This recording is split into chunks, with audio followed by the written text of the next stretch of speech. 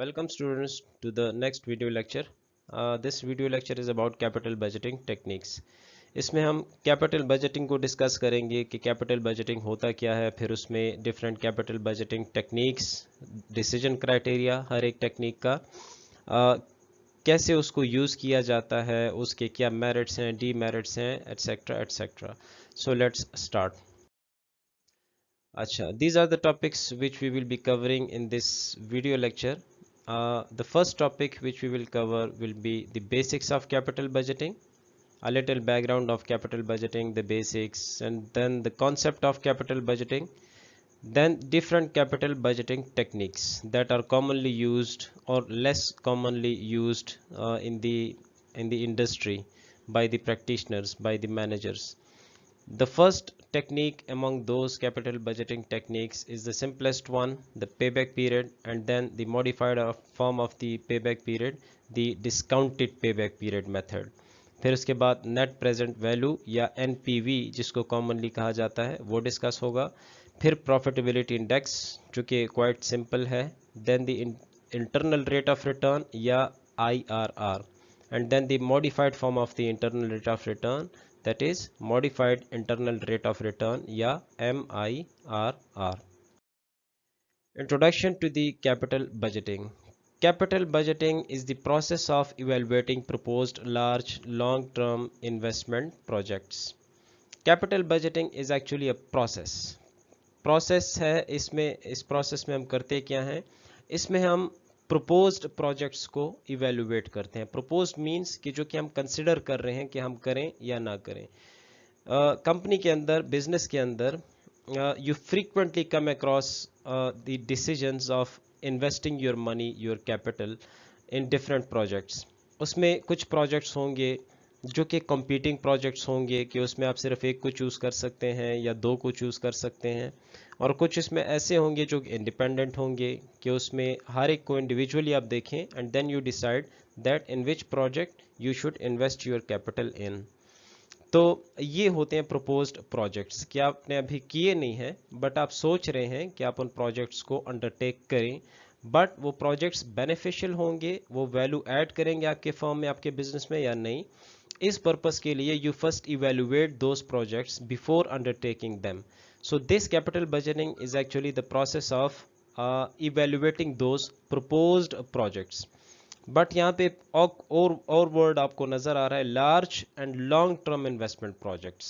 So capital budgeting is intended to be used for large and long term investment projects.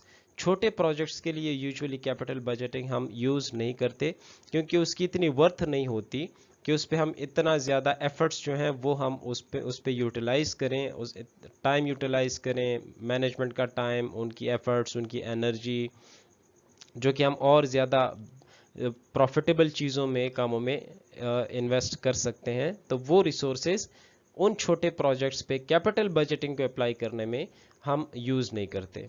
So capital budgeting is the process of evaluating proposed large long-term investment projects. Here are the two examples आप देख सकते हैं. Apple Computers development of the iPhone was a capital budgeting project. आप सबको पता है कि Apple Computers ने पहले कंप्यूटर्स का बिजनेस शुरू किया, फिर उसके बाद इन्होंने स्मार्टफोन्स का बिजनेस जो है वो स्टार्ट किया. सो स्मार्टफोन में आईफोन उनका आया और वो बहुत पॉपुलर है. If I am not wrong, वो one of the top smartphones in the world वो आईफोन है इस वक्त. तो आईफोन में इन्वेस्टमेंट जब इन्होंने की तो ये भी एक कैपिटल बजटिंग प्रोजेक्ट था क्योंकि it was quite a huge project जिसमें काफ़ी इन्वेस्टमेंट इनकी वो चाहिए थी उस वक्त. मोबाइल फोन्स एक quite different, totally absolutely different business था, डिफरेंट टेक्नोलॉजी थी. तो मोबाइल फ़ोन्स में, स्मार्टफोन्स में आना इनको चाहिए कि नहीं चाहिए, रिसर्च के बाद ये मोबाइल फ़ोन्स का हर एक मॉडल वो डेवलप होता है, और फिर स्टार्ट में जब आप पहला फ़ोन बना रहे हो तो उसमें तो बहुत ज़्यादा रिसर्च एंड डेवलपमेंट कॉस्ट आती है उस पर. तो इतनी ज़्यादा इन्वेस्टमेंट वो इनको करनी चाहिए कि नहीं करनी चाहिए. तो ऑब्वियसली ये कैपिटल बजटिंग प्रोजेक्ट था, तो उन्होंने पहले कैपिटल बजटिंग टेक्निक्स यूज़ की होंगी, फिर उसके बाद जो रिपोर्ट आई उसके बेस पे उन्होंने डिसाइड किया होगा कि yes we should go for this smartphone business. फिर Facebook purchasing Instagram and WhatsApp are also capital budgeting projects. Facebook ने इंस्टाग्राम परचेज किया, फिर उसके बाद व्हाट्सएप को परचेज किया, तो ये दोनों भी कैपिटल बजटिंग प्रोजेक्ट्स थे, क्योंकि ये बिलियंस ऑफ डॉलर्स में इन्होंने परचेज किए थे ये ऐप्स। हालांकि छोटे ऐप्स हैं बट बिलियंस ऑफ डॉलर्स इन्होंने इन्वेस्ट किए थे इसमें टू परचेज दीज ऐप्स, तो ये भी कैपिटल बजटिंग प्रोजेक्ट्स थे। Now the types of projects and decision practices. Firms invest in two categories of projects. पहले भी आपको मैंने बताया, ऐसे प्रोजेक्ट्स जो कि इंडिपेंडेंट हैं एक दूसरे से, या ऐसे प्रोजेक्ट्स जो म्यूचुअली एक्सक्लूसिव प्रोजेक्ट्स हैं। What are independent projects? Independent projects do not compete with each other. ठीक है, ये एक दूसरे के साथ कम्पीट नहीं करते, ये इंडिपेंडेंट होते हैं एक दूसरे से। Suppose you have 3 projects, say project A, project B, project C. अब ये तीनों प्रोजेक्ट्स जो हैं इनके लिए आपके पास फंड्स अवेलेबल हैं। You have the budget, budget का इशू नहीं है कि आप सिर्फ इसमें एक कर सकते हैं बाकी नहीं कर सकते, बजट का इशू नहीं है। आपने सिर्फ ये देखना है कि हम ये तीनों जो हैं ये करें, ये प्रॉफिटेबल होंगे, इनमें से 2 होंगे, 1 होगा या 1 भी नहीं होगा।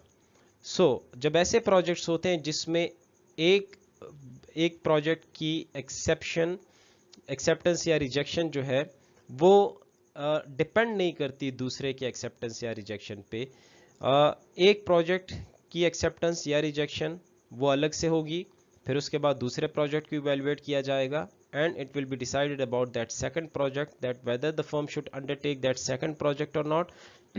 फिर उसके बाद जो थर्ड प्रोजेक्ट है, प्रोजेक्ट सी, वो अलग से इवैल्यूएट होगा। सो मे बी कि उसमें से कोई भी सेलेक्ट ना हो, तीनों प्रॉफिटेबल नहीं है, एक उसमें प्रॉफिटेबल है, 2 प्रॉफिटेबल हैं, या सारे ही प्रॉफिटेबल हैं उस ग्रुप में, तो ये प्रोजेक्ट्स जो हैं ये इंडिपेंडेंट प्रोजेक्ट्स होते हैं। Then on the other hand side you also come across certain projects which are depending on each other, which we call mutually exclusive projects. अब ऐसे प्रोजेक्ट्स जो हैं दे compete against each other, इसमें से अगर एक चूज होगा बाकी नहीं होंगे। प्रोजेक्ट बी चूज हुआ तो ए और सी नहीं होंगे, और अगर प्रोजेक्ट सी चूज हुआ तो ए और बी नहीं होंगे, because there is a budget issue. हम इस वक्त सिर्फ एक प्रोजेक्ट को अफोर्ड कर सकते हैं, या अगर बजट इशू नहीं है तो फिर उसमें ऑप्शंस होते हैं कि एक ही प्रोजेक्ट है उसके 3 ऑप्शंस हैं। सपोज एक नया प्रोडक्शन प्लांट लगाना है, तो अब नया प्रोडक्शन प्लांट जो हम लगा रहे हैं ये कोरिया से हम इंपोर्ट कर सकते हैं, हम चाइना से इंपोर्ट कर सकते हैं, जापान से इंपोर्ट कर सकते हैं। अब इन तीनों में से कौन सा ऑप्शन वो बेस्ट होगा, किस पे कॉस्ट कम आएगी, किसकी जो फ्यूचर अर्निंग्स हैं फर्म के लिए वो ज़्यादा होंगी, किसका आउटपुट ज़्यादा होगा, किसकी प्रोडक्शन कैपेसिटी ज़्यादा होगी, कौन सा ऑप्शन जो है वो फर्म में ज़्यादा वैल्यू ऐड करेगा। तो ऐसे प्रोजेक्ट्स होंगे जो होते हैं वो डिपेंडेंट प्रोजेक्ट्स या म्यूचुअली एक्सक्लूसिव प्रोजेक्ट्स होते हैं, और इसमें से सिर्फ एक हम सेलेक्ट करते हैं जो बेस्ट होता है सब में, based on the capital budgeting technique that we use. Financial managers apply 2 decision practices when selecting capital budgeting projects, like accept or reject या ranking। एक्सेप्ट या रिजेक्ट डिसीजन में क्या होता है वो मैं ऑलरेडी आपको बता चुका हूँ कि या एक्सेप्ट होगा वो प्रोजेक्ट हम करेंगे, या रिजेक्ट हो जाएगा हम नहीं करेंगे। ठीक है, और ये बेस्ड होगा इस डिसीजन पे, इस फैक्ट पे कि ये प्रोजेक्ट कंपनी में, बिजनेस में वैल्यू ऐड कर रहा है कि नहीं कर रहा। तो अगर वो वैल्यू ऐड कर रहा है, ठीक है, और वो वैल्यू जो है वो फर्म की रिक्वायर्ड रेट ऑफ रिटर्न या फर्म की जो एक्सपेक्टेशन है, जो रिक्वायरमेंट है उसकी, उसके अकॉर्डिंग, उसके बराबर वो वैल्यू ऐड कर रहा है तो एक्सेप्ट कर लेगी जो कंपनी है उस प्रोजेक्ट को। और अगर वो वैल्यू ऐड नहीं कर रहा, या उस एटलीस्ट उस बेंचमार्क तक वैल्यू ऐड नहीं कर रहा जो कंपनी की एक्सपेक्टेशन, रिक्वायरमेंट या जो उसने एक स्टैंडर्ड सेट किया है मिनिमम, उस तक अगर वैल्यू ऐड नहीं कर रहा वो प्रोजेक्ट, तो तब भी वो प्रोजेक्ट ड्रॉप हो जाएगा या रिजेक्ट हो जाएगा। This is simply the accept and reject decision. Then the ranking decision lists competing projects in order of desirability to choose the best one.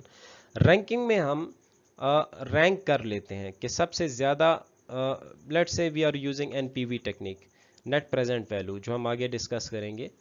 तो अगर नेट प्रेजेंट वैल्यू के बेस पे हम इसको लिस्ट कर रहे हैं, रैंक कर रहे हैं, ठीक है, रैंकिंग हो रही है एनपीवी के बेस पे, तो जो जिस प्रोजेक्ट का सबसे ज्यादा एनपीवी होगा, we would rank that project first. फिर उसके बाद जो सेकंड हाईएस्ट एनपीवी होगा जिस प्रोजेक्ट का, उस प्रोजेक्ट को हम सेकंड रैंक करेंगे, फिर थर्ड, एंड इसी तरह सारे प्रोजेक्ट्स वो रैंक होंगे on the basis of NPV. तो उसमें से सबसे टॉप पे जो होगा हम उसको चूज कर लेंगे। अगर बजट है और ये प्रोजेक्ट्स वो compete नहीं कर रहे एक दूसरे के साथ, तो फिर हम सेकंड भी कर लेंगे, थर्ड भी कर लेंगे, जहां तक हमारी रिक्वायरमेंट पूरी हो रही है और फर्म में वैल्यू ऐड कर रहा है प्रोजेक्ट, तो हम एक्सेप्ट करते जाएंगे उसमें से। But first we rank those projects based on the NPV या आईआरआर या पेबैक पीरियड, जो भी टेक्निक हम यूज कर रहे हैं। Stages in the capital budgeting process. There are 4 stages in capital budgeting process. The first stage and the obvious one is funding projects. Clearly जब हम capital budgeting कर रहे हैं, we are evaluating the proposed projects.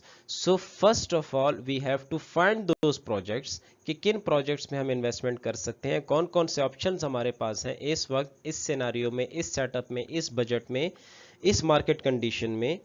तो वो projects हम find करेंगे, and there are different ways through which you can find projects for yourself. Brainstorming हो सकती है कि आपके जो टॉप ब्रेन्स हैं उनको आप बिठाएं, डिस्कशन होती है, ओपन डिस्कशन, और इसको हम ब्रेनस्टॉर्मिंग कहते हैं। उस डिस्कशन में जो आइडियाज़ आते हैं उन आइडियाज़ को नोट डाउन किया जाता है और फिर आगे उनको रिफाइन किया जाता है। फिर एंड में हम कुछ प्रोजेक्ट्स को टिक कर लेते हैं कि ये प्रोजेक्ट्स, ये these are the good options जिसको हम कंसिडर कर सकते हैं। तो फाइंड कर लिए अपने प्रोजेक्ट्स, फिर हम उन प्रोजेक्ट्स के लिए इंक्रीमेंटल कैश फ्लोज को एस्टिमेट करेंगे कि अगर हम ये प्रोजेक्ट करें तो इस पे हमारी इनिशियल कॉस्ट कितनी आएगी, और फिर सब्सीक्वेंट इसकी जो कैश इनफ्लोज हैं जो हमें रिसीव होंगी, जो इससे प्रॉफिट अर्निंग होगी, रेवेन्यू अर्निंग होगी, वो पर ईयर या पर पीरियड, मंथली बेसिस पे भी आप कर सकते हैं, एनुअल बेसिस पे भी कर सकते हैं, but usually we do it on annual basis. Annually हर साल कितना रेवेन्यू इससे जनरेट हो सकता है, कितना प्रॉफिट जनरेट हो सकता है, और ये हमने क्लास में डिस्कस किया भी था।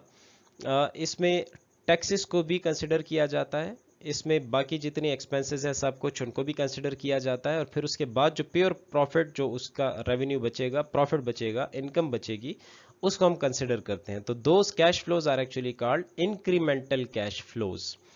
इंक्रीमेंटल इसलिए कि ये कैश फ्लोज तब होंगी जब हम इस प्रोजेक्ट को करेंगे। If we undertake this project, if you accept this project, then these cash flows will occur. Otherwise, these cash flows will not occur if we reject the project.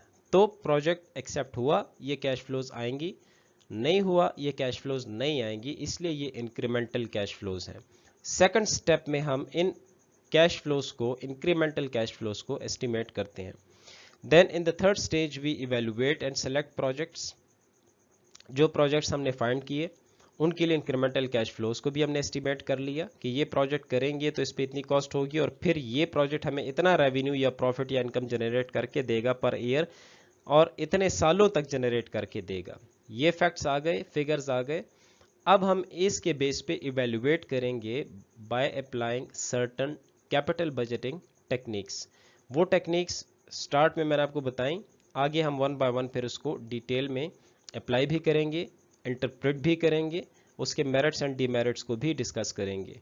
So we will evaluate the proposed projects based on those capital budgeting techniques, and then after evaluating we will select one project, two projects, three projects, जितने भी हम select करना चाहते हैं वो हम करेंगे। So this is the third step. Then fourth step या स्टेज में we implement and monitor the projects. जो प्रोजेक्ट हमने एक्सेप्ट कर लिया स्टेज 3 में, स्टेज 4 में उसी प्रोजेक्ट को या उन्हीं प्रोजेक्ट्स को हम इम्प्लीमेंट करेंगे, और फिर जब इम्प्लीमेंट हो जाएंगे तो फिर उसके बाद मॉनिटर करते जाएंगे उस प्रोजेक्ट को। So this is the last and fourth stage of the capital budgeting process. The first capital budgeting technique, the पे बैक पीरियड मेथड। ये सबसे सिंपल है, सबसे इजी है, simple and easy to calculate, simple and easy to understand. ये ज़्यादा use नहीं होता, ये स्मॉल प्रोजेक्ट्स के लिए तो आप यूज़ कर सकते हैं, but it is not beneficial to use for large projects, क्योंकि इसकी इतनी यूटिलिटी नहीं है। इसका जो नेचर है वो इतना अच्छा नहीं है to be applied to the large projects या long term projects. Payback period क्या है? Payback period refers to the number of time periods it will take before the cash inflows of a proposed project equal the amount of the initial project investment, या उसको हम cash outflow भी कहते हैं। जो हमारी कॉस्ट होती है प्रोजेक्ट की, या जो उसकी इनिशियल इन्वेस्टमेंट है, जो हम उस पे कॉस्ट इनकर करेंगे, उसमें इन्वेस्टमेंट करेंगे, पैसा डालेंगे, क्योंकि हर प्रोजेक्ट बगैर पैसे के होता नहीं है। जो पैसा हम उसमें डाल रहे हैं और जो पैसा हमारा लगेगा उसमें, वो है कैश आउटफ्लो, और फिर वो जो हमें प्रोवाइड करेगा वो है कैश इनफ्लोस। तो पेबैक पीरियड जो है, सिंपल वर्ड्स में मैं आपको बताता हूं, ये टाइम पीरियड को रेफर करता है। ठीक है, सपोज एक प्रोजेक्ट है, उसकी लाइफ है 10 साल, उस पे इनिशियल इन्वेस्टमेंट हमारी होगी से 50 लाख। 50 लाख का प्रोजेक्ट है, इतना पैसा उस पर लगेगा। 10 साल का ये प्रोजेक्ट है, 10 साल तक ये प्रोजेक्ट चलेगा जब ये हो जाएगा। अच्छा, फिर हर साल इससे हमें इनफ्लो आएगा, प्रॉफिट आएगा, इनकम आएगी, या कैश इनफ्लो हम कह सकते हैं कि कैश इनफ्लो आएगा। तो ये जो 50 लाख हमारे लगे हैं इस प्रोजेक्ट पे, ये कितने सालों में ये पैसे हमें रिटर्न करेगा? 5 साल में ये 50 लाख अपने पैसे ये पूरे कर देगा, 6 साल में, 7 साल में, 3 साल में। तो जितने सालों में ये अपने पैसे जो इस पे लगे हैं वो हमें रिटर्न करेगा, पे बैक करेगा। सो वो जो नंबर ऑफ ईयर्स हैं, सपोज 4 साल में अपने पैसे ये रिटर्न कर रहा है, ये अर्न कर रहा है, ये पे बैक कर रहा है हमें, तो 4 साल जो है, 4 years is the pay back period of that project. अच्छा, अब जिस प्रोजेक्ट का पे बैक पीरियड वो मिनिमम होगा, कम से कम होगा, तो हम उसी प्रोजेक्ट को चूज करेंगे।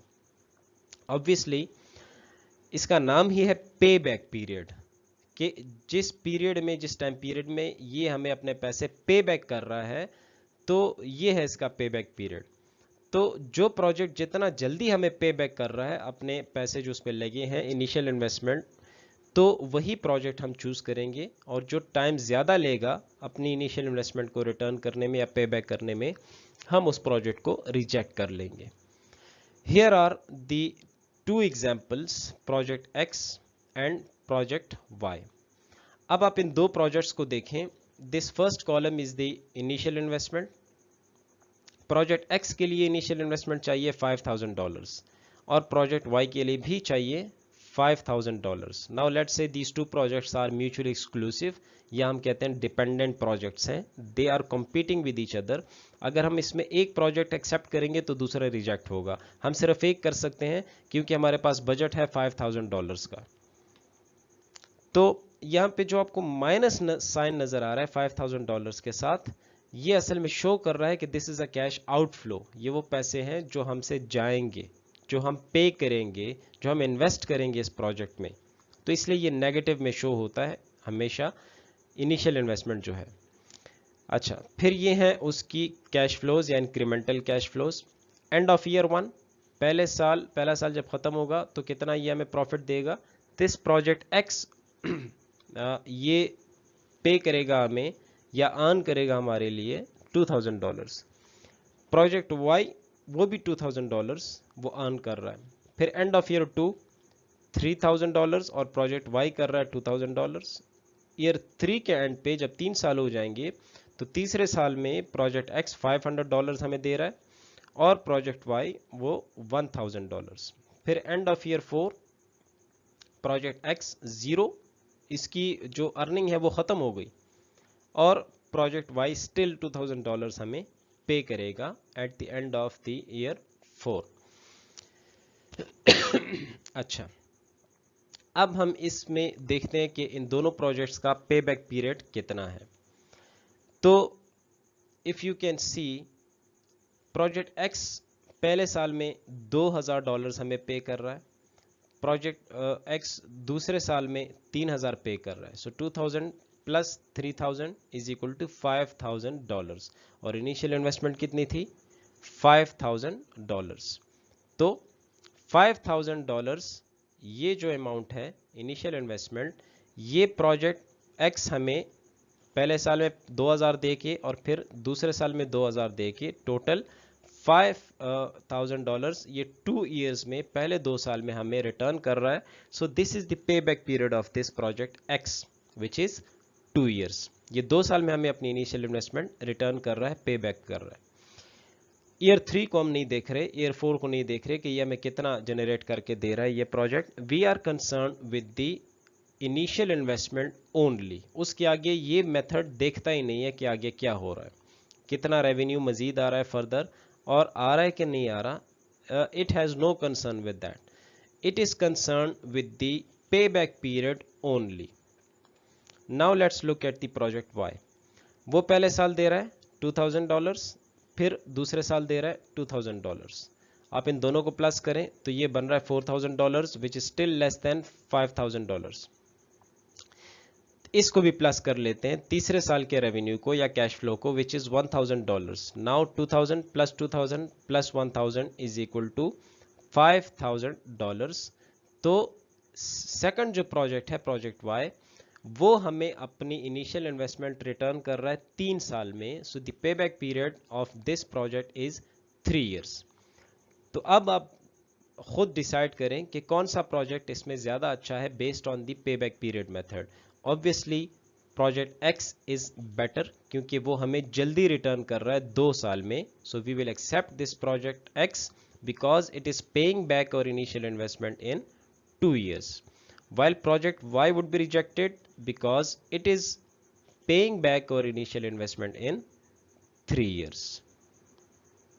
तो हमने किया ऐसा प्रोजेक्ट जिसके कैश फ्लो से आप डायरेक्टली पे बैक पीरियड को आइडेंटिफाई कर सकते हैं कि ये प्रोजेक्ट हमें कितने ईयर्स में या कितने टाइम पीरियड्स में हमें अपनी इनिशियल इन्वेस्टमेंट पे बैक कर रहा है, रिटर्न कर रहा है।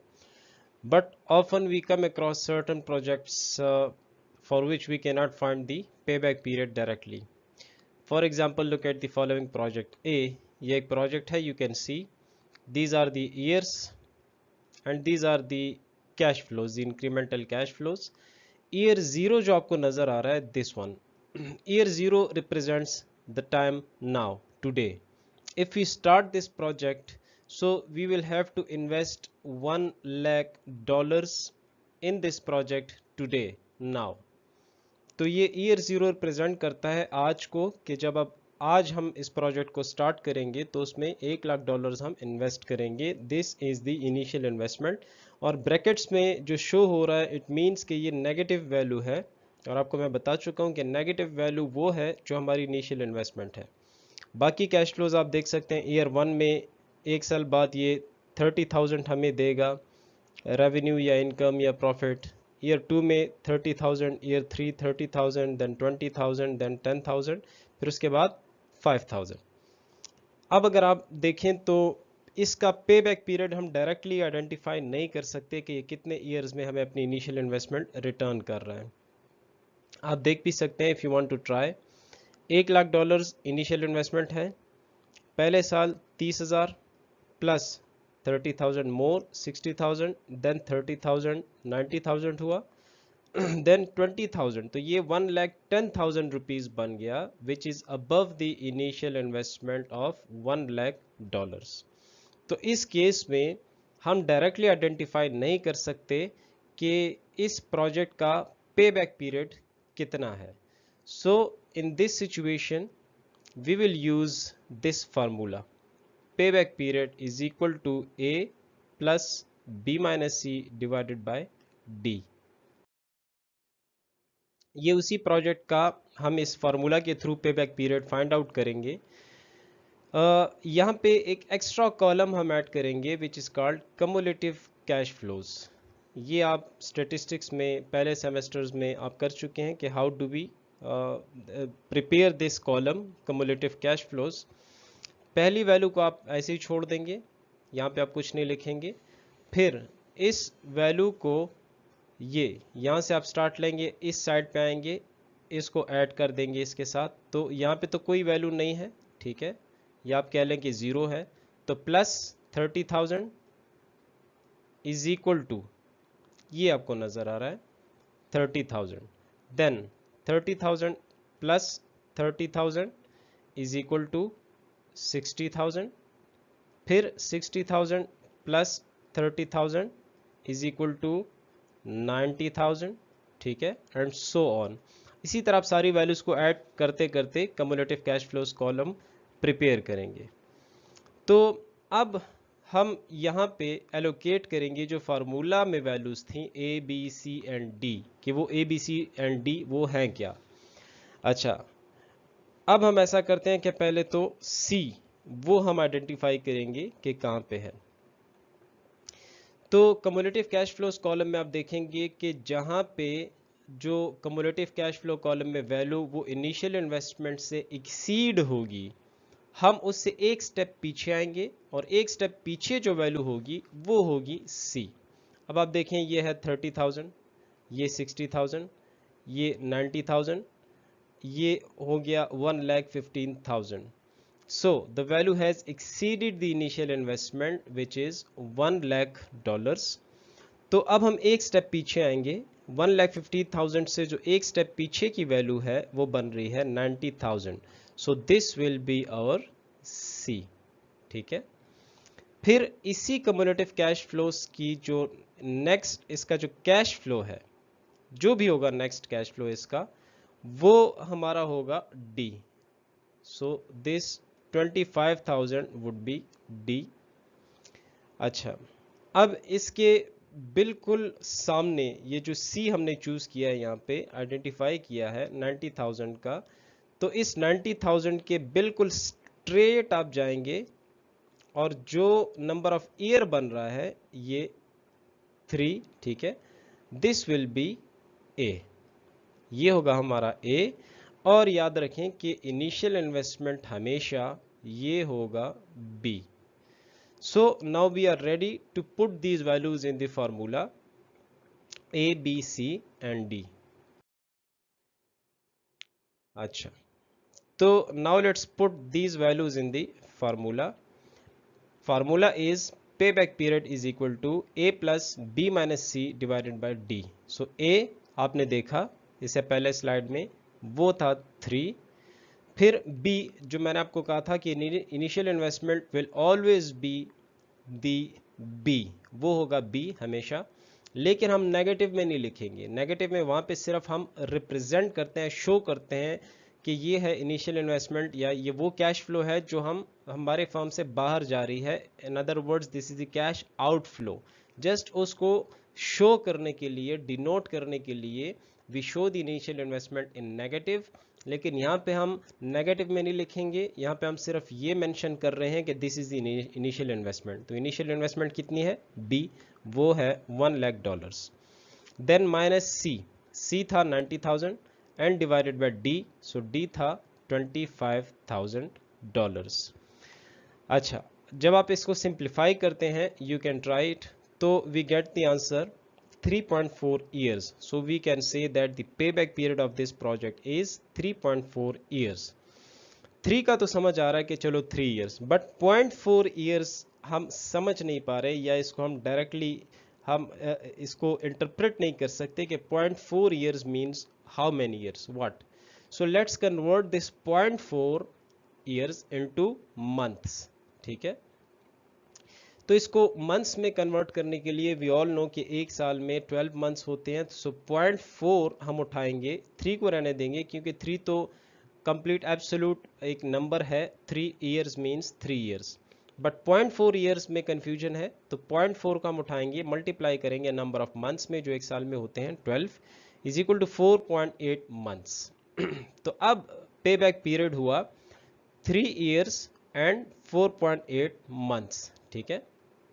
बट अगेन यहाँ पे 3 इयर्स तो ठीक है जो पहले था, 4 मंथ्स भी आ गया, एक एब्सोल्यूट वैल्यू है 3 years and 4 months, but 0.8 months again ये थोड़ा सा कंफ्यूजिंग है कि ये कितने मंथ्स बन रहे हैं। 0.8 मंथ्स एक तो नहीं है, 1 मंथ मीन्स 1 मंथ, लेकिन ये 1 से कम है। So 0.8 months means how many days, we don't know. So let's convert this 0.8 months into days, number of days. तो 0.8 हम उठाएंगे, मल्टीप्लाई करेंगे नंबर ऑफ डेज जो एक महीने में होते हैं 30, ठीक है। So 30 multiplied by 0.8 is equal to 24 days. Now we have reached the exact payback period, which is 3 years, 4 months and 24 days. So this is the exact payback period of this project A. जो project हमने यहाँ पे try किया, ये उसका exact payback period है। Problems with the payback period. आपको मैंने बताया था कि payback period is simple and easy to calculate, ये इसका एक एडवांटेज है, बट इसकी कुछ लिमिटेशंस हैं। वो लिमिटेशंस क्या हैं? If you remember the two projects जिस पे हमने स्टार्ट में ये पेबैक पीरियड अप्लाई किया था, the project X and project Y. पहली इसकी लिमिटेशन है कि it does not consider cash flows after the payback period, ठीक है। अब आप देख सकते हैं कि ये वो दो प्रोजेक्ट्स हैं जिसमें हमने प्रोजेक्ट एक्स को एक्सेप्ट किया था और प्रोजेक्ट वाई को रिजेक्ट किया था, क्योंकि प्रोजेक्ट एक्स का जो पेबैक पीरियड था वो 5 ईयर्स था और प्रोजेक्ट वाई का पेबैक पीरियड प्रोजेक्ट एक्स का पेबैक पीरियड 2 ईयर्स था और प्रोजेक्ट वाई का 3 ईयर्स। इसलिए हमने प्रोजेक्ट एक्स को एक्सेप्ट किया था। But it has a problem कि ठीक है, प्रोजेक्ट एक्स वो हमें अपनी इनिशियल इन्वेस्टमेंट $5,000 जल्दी रिटर्न कर रहा है, 2,000 पहले साल में, फिर 3,000 सेकंड ईयर में, तो ये 5,000 तो 2 ईयर्स में हमें रिटर्न कर रहा है। बट यू कैन सी कि आफ्टर द सेकंड ईयर, तीसरे साल में इसका कैश फ्लो है इस प्रोजेक्ट का $500 और फिर फोर्थ ईयर में इसका कोई कैश फ्लो नहीं है, मतलब इसकी कैश फ्लोज ख़त्म हो रही हैं और ईयर 4 में इससे ज़ीरो प्रॉफिट वो जनरेट होगा। लेकिन जो प्रोजेक्ट हमने रिजेक्ट किया, जिसमें पहले साल कैश फ्लो था 2,000, फिर 2,000, फिर 1,000, यहाँ पे तो ठीक है इसने इनिशियल इन्वेस्टमेंट हमें 3 साल में रिटर्न की, जिसकी वजह से हमने इसको रिजेक्ट किया। But if you see year 4 में ये हमें स्टिल $2,000 प्रोवाइड कर रहा है, ठीक है। लेकिन payback period does not look at the cash flows after the payback period. इसका काम सिर्फ, इसका कंसर्न सिर्फ पेबैक पीरियड तक है, ये उसके बाद देखता ही नहीं है, ये उसके आगे देखता ही नहीं है, ये उसकी एक लिमिटेशन है। सेकंड जो इसका एक प्रॉब्लम है वो ये है कि it does not consider time value of money. Time value of money chapter आपने पढ़ा था क्लास में। A dollar of today is worth $2 of tomorrow, या a bird in hand is worth 2 in the bushes, ये उसके base पे है। पैसे की वैल्यू है टाइम के हिसाब से। टाइम के साथ साथ ड्यू टू इन्फ्लेशन पैसे की वैल्यू वो कम होती है। आपके पास आज से 1 साल पहले 1000 का नोट था, आप उसमें जो परचेजिंग कर सकते थे, आज आप उसी 1000 के नोट में वो परचेजिंग नहीं कर सकते। शायद आप 1200 में या 1300 में वो परचेजिंग कर सकते हैं। आज सेम 1000 का नोट है, बट उसकी वो वैल्यू नहीं है जो 1 साल पहले थी। आज उसकी वैल्यू कम हो चुकी है ड्यू टू इन्फ्लेशन। तो टाइम के साथ साथ पैसे की वैल्यू कम होती है। This is the concept of time value of money. ये payback period time value of money को कंसिडर नहीं कर रहा। कैसे? आप देखें कि यहाँ पे $5,000 इनिशियल इन्वेस्टमेंट, वो तो ठीक है, हम आज इन्वेस्ट कर रहे हैं तो आज जो पैसे की वैल्यू है वो आज उतनी है, ठीक है, वो तो एक्चुअल वैल्यू है। बट 1 साल बाद ये हमें रिटर्न कर रहा है प्रोजेक्ट एक्स $2,000, ये दूसरे साल हमें दे रहा है $3,000, फिर $500। लेकिन 1 साल बाद जो ये $2,000 हमें दे रहा है ये प्रोजेक्ट, तो मैंने आपको बताया कि टाइम के साथ साथ पैसे की वैल्यू कम होती है, बट ये पेबैक पीरियड इन $2,000 को $2,000 की तरह ही देख रहा है कि ये $2,000 ही है। बट एक्चुअल में 1 साल बाद पैसे की वैल्यू कम हो चुकी होगी और इन $2,000 जो हमें नज़र आ रहे हैं इसकी वो वैल्यू नहीं होगी जो आज वैल्यू है। तो मतलब आज जो $5,000 हम इन्वेस्ट कर रहे हैं उसकी वैल्यू ज़्यादा है और 1 साल बाद जो $2,000 हमें मिलेंगे इस प्रोजेक्ट से उसकी वैल्यू कम हो चुकी होगी। सिमिलरली दूसरे साल और भी कम हो चुकी होगी जो $3,000 हैं, और फिर तीसरे साल $500 उसकी वैल्यू और भी कम हो चुकी होगी। सो ये पेबैक पीरियड मेथड इस फैक्ट को नहीं देखता, कंसिडर नहीं करता कि टाइम के साथ साथ पैसे की वैल्यू कम होती है and the payback period method does not discount the cash flows, the future cash flows to the value of today. तो ये डिस्काउंट नहीं करता, प्रेजेंट वैल्यू में कन्वर्ट नहीं करता, ये इसकी सेकंड लिमिटेशन है. So due to these limitations this method, this pay back period method is not appropriate, not suitable to be applied to large projects. ये आप छोटे प्रोजेक्ट्स के लिए तो यूज कर सकते हैं, बट ये ज़्यादा इफेक्टिव नहीं है लार्ज प्रोजेक्ट्स के लिए. Due to the second limitation of pay back period method जो हमने डिस्कस किया कि it does not consider the time value of money, इसका एक मॉडिफाइड फॉर्म वो डेवलप हुआ था which is the discounted pay back period method. ठीक है, इस discounted pay back period method में what do, we discount all the cash flows, incremental cash flows या cash inflows to the present value by taking the required rate of return or the discount rate जो given होगा. ठीक है, उस पे हम discount करेंगे, प्रेजेंट वैल्यू पे लेके आएंगे एंड उसके बाद फिर हम पे बैक पीरियड कैलकुलेट करेंगे. If you remember the time value of money chapter, वहाँ पे जब हम प्रेजेंट वैल्यू कैलकुलेट करते थे किसी भी अमाउंट के लिए, तो हम उस अमाउंट को, मतलब उस फ्यूचर वैल्यू को इस डिस्काउंट फैक्टर के साथ मल्टीप्लाई करते थे. This is the discount factor 1/1 plus K whole power n. ये कुछ बुक्स में k लिखा होता है, कुछ बुक्स में i लिखा होता है, कुछ में r लिखा होता है. It does not matter whether you take k, i और r, the whole thing remains the same, 1/1 plus k raised to the power n.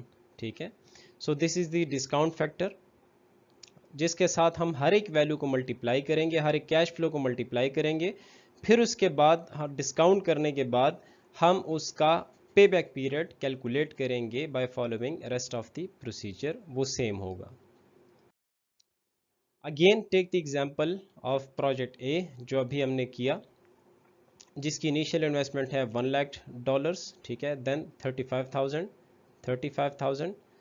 No, this is not the same project, this is another project जिसके लिए हम discounted pay back period calculate करेंगे. This column you can see this is the discount factor at the rate of 12%. In this case we have taken K 12%. हर एक project के लिए different हो सकता है depending on the market rate, discount rate जो चल रहा है मार्केट में, या जो फर्म का, कंपनी का रिक्वायर्ड रेट ऑफ रिटर्न है.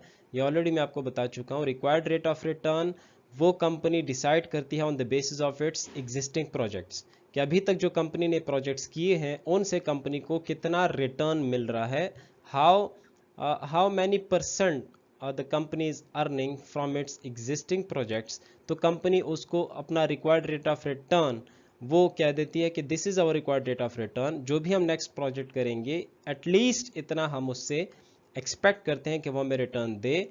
अगर इतना दे रहा है तो ठीक है, नहीं दे रहा तो हम उसको रिजेक्ट कर देंगे. सो this is required rate of return. उसको भी आप एज अ के ले सकते हैं या आप डिस्काउंट रेट को एज के ले सकते हैं. यहाँ पे 12% हमने एग्जाम्पल लिया है. This is the discount factor formula, जो डिस्काउंट फैक्टर अभी मैंने आपको बताया, 1/1 प्लस के raise to the power n. So in this case k is 12%. Percentage से आप निकाल दें, 100 पे मल्टीप्लाई करें 12 को, it becomes 0.12. So 1 plus 0.12 raise to the power 1. 1 कहाँ से आया? This cash flow is in the year 1. एक साल बाद ये कैश फ्लो मिलेगा. सो n इस केस में 1 है. सो जब आप सिंप्लीफाई करेंगे you will get 0.893. Then second year के लिए भी इसी तरह 1/1 plus 0.12 raise to the power 2. ये सेकंड ईयर में है इसलिए n 2 होगा. फिर n 3 है, फिर n 4 होगा, फिर 5 और सिक्स्थ ईयर में ये n हम लेंगे 6. ये है हर एक वैल्यू जो सिंप्लीफाई करने के बाद यू विल गेट. ठीक है, जब ये कॉलम प्रिपेयर हो जाए उसके बाद you can multiply these cash flows, all the cash flows by the discount factors, respective discount factor. अच्छा, ईयर 1 का कैश फ्लो जो है $35,000, इसको आप मल्टीप्लाई करें इस वैल्यू के साथ जो इसका डिस्काउंट फैक्टर है. So you will get 31,255 then second year का कैश फ्लो $35,000, उसको आप इस सेकंड ईयर के डिस्काउंट फैक्टर जो उसकी वैल्यू है एट 12% उसके साथ आप मल्टीप्लाई करें, you will get 27,895 and so on. इस तरह ये सारी वैल्यूज ये आ गई। Now we have got the discounted values. अब हम रेस्ट ऑफ द प्रोसीजर जो है वो सेम रहेगा, बाकी ABCD एलोकेट करके हम इसका पे बैक पीरियड कैलकुलेट करेंगे by taking these discounted values rather than the original values जो कैश फ्लोज थी उसको हम नहीं लेंगे। अब हम इस डिस्काउंटेड कैश फ्लोज ये हम यूज करेंगे। ये है ईयर्स, ठीक है, ये डिस्काउंटेड कैश फ्लो जो अभी हमने कैलकुलेट किए। फिर कम्युलेटिव कैश फ्लो कॉलम आप उसी तरह से बनाएंगे। हाँ, पहली वैल्यू आप ऐसे ही छोड़ देंगे ब्लैंक, फिर उसके बाद ऐड करते करते करते you will complete the cumulative cash flows column.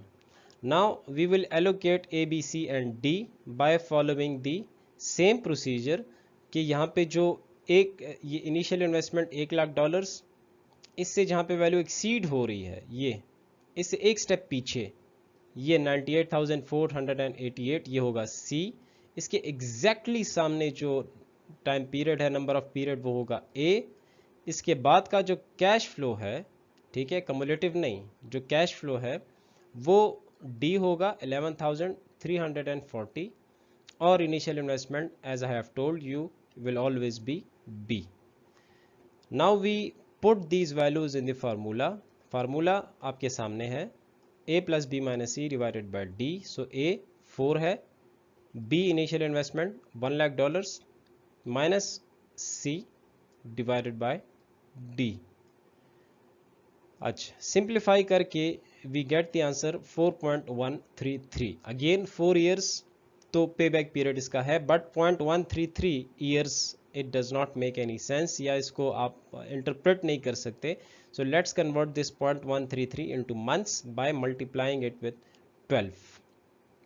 So 0.133 multiplied by 12 is equal to 1.596 या 1.659 है। तो जिस डिजिट के बाद 9 होता है या 5 से ऊपर होता है हम उसको राउंड ऑफ करके एक डिजिट वो इंक्रीज कर सकते हैं। तो 5 को हमने इंक्रीज कर दिया 6। सो 1.6 डेज ये कन्वर्ट हो गया डेज में, सॉरी मंथ्स में, ये मिस्टेक है, डेज नहीं है, ये मंथ्स है, ठीक है। इसको आप क्रॉस कर दें।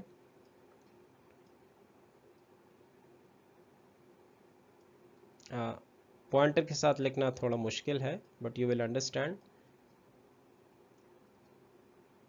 Months, so 4 years and 1.6 months. तो 1 मंथ तो ठीक है, बट 0.6 मंथ ये अगेन थोड़ा सा इंटरप्रेट करना मुश्किल है। सो let's convert this 0.6 into days by multiplying it by 30, ठीक है। सो 0.6 multiplied by 30 is equal to 18. Now we have reached to the exact payback period, which is 4 years, 1 month and 18 days. This discounted payback period method resolves one issue which is in the simple payback period method. It does not consider time value of money. Now this method, this modified form of payback period method, the discounted payback period method does consider the time value of money. But still वो problem अभी भी है कि ये पे back period के बाद की कैश फ्लोज को कंसिडर नहीं करता कि आगे कौन सी कैश फ्लोज हैं भी कि नहीं है, कम है, ज़्यादा है, वो इशू स्टिल इसमें है। Now we move to the next capital budgeting technique, the most common technique, the net present value और NPV मेथड, ठीक है। This is the definition. The net present value of a capital budgeting project is the dollar amount of the change in the value of the firm as a result of undertaking the project. कि ये project अगर आप करते हैं, आप undertake करते हैं, you accept the project and you undertake the project, तो ये कितनी वैल्यू ऐड करेगा आपके फर्म में, आपके बिजनेस में। तो वो जो वैल्यू है that is net present value. Simply हम इसमें क्या करते हैं कि सारी कैश फ्लोज को वो डिस्काउंट कर देते हैं, फिर उसे इनिशियल इन्वेस्टमेंट को माइनस कर देते हैं। So it is the sum of the discounted values of all the cash flows minus initial investment। तो ये एनपीवी पॉजिटिव भी आ सकता है, ये नेगेटिव भी आ सकता है और ये ज़ीरो भी आ सकता है।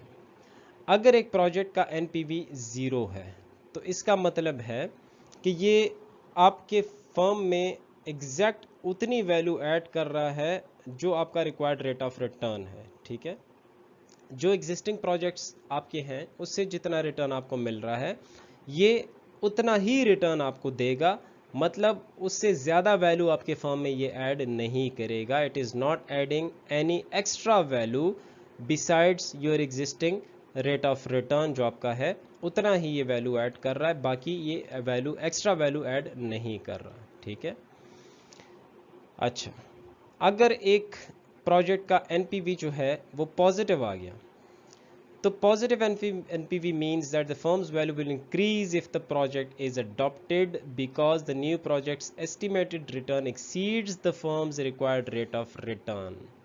Positive NPV means कि आपका जो required rate of return है, जो existing project से आपको मिल रहा है, ये उस required rate of return से ज़्यादा आपको देगा, मतलब ये आपके firm में value add करेगा, extra value add करेगा। Conversely, नेगेटिव एनपीवी अगर आ गया तो it means that the firms value will decrease if the new project is adopted because the new projects estimated return is less then what the firm requires.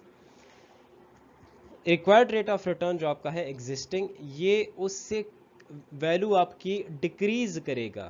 ठीक है, ये reduce कर देगा firm की value. It is not adding any extra value, rather it will decrease the firm value below the existing required rate of return। So conclusion क्या हुआ? If a project's NPV is positive, we will accept the project। ठीक है, और अगर NPV negative आया so we will reject the project। और अगर NPV zero है, ठीक है, तो फिर it is your choice कि आप उसको accept करते हैं। If you like the existing rate of return, जो आपका required rate of return है, if you like that return you can accept the project। if you want more than that rate of return you should reject the project। if all the projects has positive if all the projects have positive NPVs then we will accept the project with the highest NPV। ये भी याद रखें कि अगर सारे positive हैं तो फिर जो प्रोजेक्ट सबसे ज़्यादा एनपीवी आपको दे रहा है, सबसे ज़्यादा वैल्यू ऐड कर रहा है आपके फर्म में, आप उसी को एक्सेप्ट करेंगे, बाकी रिजेक्ट करेंगे। Here is a formula for NPV. NPV is equal to cash flow of the first year divided by 1 plus K whole power 1, फिर cash flow in the second year divided by 1 plus के raise to the power 2।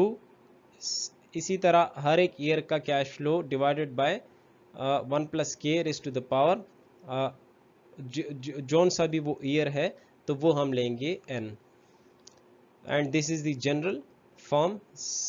Cash flow of nth period या nth year divided by 1 plus के raise to the power n and then minus initial investment. यही मैंने आपको बताया कि हम सारी वैल्यूज को डिस्काउंट करेंगे, कैश फ्लोज को डिस्काउंट करेंगे, फिर उसे इनिशियल इन्वेस्टमेंट माइनस करेंगे। CF shows the cash flow at the indicated times, K discount rate or required rate of return for the project, N life of the project measured in the number of time periods। Let's calculate NPV for the following projects if the required rate of return is 10%। अगर हम required rate of return consider करें 10% तो ये वो दो projects हैं जिनके लिए हमने पे बैक पीरियड कैलकुलेट किया था। इसी के लिए हम एनपीवी कैलकुलेट करते हैं और फिर देखते हैं कि पे बैक पीरियड पे जो प्रोजेक्ट एक्सेप्ट हुआ था वही प्रोजेक्ट एनपीवी पे भी एक्सेप्ट हो रहा है या यहाँ पे डिसीजन डिफरेंट है। So let's put the values in the formula. Cash flow in the year 1 वो है $2000 प्रोजेक्ट एक्स के लिए, फिर cash flow in the year 2 CF2 वो $3000 है प्रोजेक्ट एक्स का, फिर $500 है थर्ड ईयर में। ठीक है, और ये एन आप इग्नोर कर दें, और लास्ट में ज़ीरो है तो ज़ीरो हम नहीं लिख रहे क्योंकि ज़ीरो डिवाइडेड बाय जो भी होगा वो ऑटोमेटिकली ज़ीरो हो जाएगा, इसलिए हमने उसको छोड़ दिया है। And then minus the initial investment. Numerator ये डिनोमिनेटर में 1 प्लस के के यहाँ पे हमने लिया है 10%, ठीक है, तो वो परसेंटेज से आप निकाल लें, बनेगा 0.10 रेज टू द पावर 1, क्योंकि पहले साल का कैश फ्लो है। यहाँ पे 1 प्लस के 0.10 है, रेज टू द पावर 2 क्योंकि दूसरे साल का कैश फ्लो, ये 1 plus 0.10 raise to the power 3। Simplify करें, you will get this, and further आप इसको सॉल्व करें तो you will get the answer -$526.822। It means कि इस प्रोजेक्ट का नेट, इसका जो एनपीवी है वो नेगेटिव में है। ये आपके फर्म में वैल्यू ऐड नहीं करेगा, एक्स्ट्रा वैल्यू ऐड नहीं करेगा, बट जो 10% आपका आप जो एग्जिस्टिंग प्रोजेक्ट्स आपको दे रहा है रिटर्न, दे रहे हैं वो प्रोजेक्ट्स आपको 10% का return, which is your required rate of return also, ये उस रिटर्न से भी आपको कम देगा। मतलब ये उस रिटर्न पे आप डिस्काउंट आपने किया सारे कैश फ्लोज को, तो ये आपके फर्म की वैल्यू $526.822 ये कम कर देगा। So we can not accept this project. Now let's do the same for project Y. Formula में पुट करें, ठीक है, ये सारा, देन सिंप्लीफाई करें, फर्दर सिंप्लीफाई करें, सॉल्व करें, so we get the NPV $588.42। अब ये प्रोजेक्ट हम एक्सेप्ट कर सकते हैं क्योंकि ये आपके प्रोजेक्ट में 10% से ज़्यादा आपको रिटर्न देगा, और उस हिसाब से ये $588.42 एक्स्ट्रा ऐड करेगा आपके फर्म में। So you can directly accept this project without any doubt. लेकिन प्रोजेक्ट वाई एक्स जो है वो हमने रिजेक्ट कर दिया, जो कि एक्सेप्ट हो चुका था पे बैक पीरियड में। इसीलिए मैंने आपको वहाँ पे बताया था उसकी लिमिटेशन कि ये पे बैक पीरियड के बाद की कैश फ्लोज को देखता ही नहीं है। और यहाँ पे आपने देखा कि नेट प्रेजेंट वैल्यू डिस्काउंट भी करता है, टाइम वैल्यू ऑफ मनी को कंसिडर भी करता है, और ये सारे कैश फ्लोज को कंसिडर करता है। ये सिर्फ 2, 3, 4 नहीं, कंप्लीट कैश फ्लोज जितनी भी हैं ये सब को कंसिडर करके आपको रिजल्ट देता है। तो एक्चुअल ये सही वैलिड एक टेक्निक है नेट प्रेजेंट वैल्यू, जो आपको सही डिसीजन देने में हेल्प आउट करता है रादर देन यूजिंग दी पे बैक पीरियड मेथड। वो दो उसमें लिमिटेशंस हैं, और उन लिमिटेशंस के बेस पे उसकी वजह से उसने आपको कहा कि प्रोजेक्ट एक्स को एक्सेप्ट कर लें, और ये प्रोजेक्ट हमें बता रहा है, ये टेक्निक हमें बता रही है एनपीवी के project Y is best. Problems with the NPV method, इसमें क्या प्रॉब्लम्स हैं? वो दो जो उसकी लिमिटेशंस थी पे बैक पीरियड मेथड की, वो तो इसने ओवरकम कर ली, इसमें तो वो लिमिटेशंस नहीं है, बट स्टिल इसमें दो प्रैक्टिकल प्रॉब्लम्स हैं, ठीक है, 2 practical problems. First, it is difficult to explain NPV to people who are not formally trained in finance. अब जो मैंने आपको बताया कि ये रिक्वायर्ड रेट ऑफ रिटर्न से ज़्यादा आपको दे रहा है, प्लस ये इतना फर्दर वैल्यू ऐड कर रहा है ये प्रोजेक्ट आपके फर्म में, तो ये आप उन लोगों को एक्सप्लेन नहीं कर सकते who are not expert in finance. वो ये नहीं समझते कि ये रिक्वायर्ड रेट ऑफ रिटर्न क्या है, ये वैल्यू ऐड कर रहा है इसका मतलब क्या है, जो नई वैल्यू ऐड कर रहा नेगेटिव में एनपीवी है उसका मतलब क्या है। नेगेटिव एनपीवी भी आपको इस प्रोजेक्ट से मतलब आपको कैश फ्लोज मिलेंगी, बट ये उतनी नहीं है कि आपके रिक्वायर्ड रेट ऑफ रिटर्न को वो मीट कर सकें, ठीक है। सो few non-finance people understand phrases such as the present value of future cash flows or the change in a firm's value given its required rate of return। तो ये मैंने आपको बताया कि ये एक्सप्लेन करना नॉन फाइनेंस जो लोग हैं थोड़ा सा उनको मुश्किल है एक्सप्लेन करना। As a result many financial managers have difficulty using NPV analysis persuasively. Second problem क्या है? NPV method results are in dollars, ठीक है, not percentages, and many owners and managers prefer to work with percentages because percentages can be easily compared with other alternatives.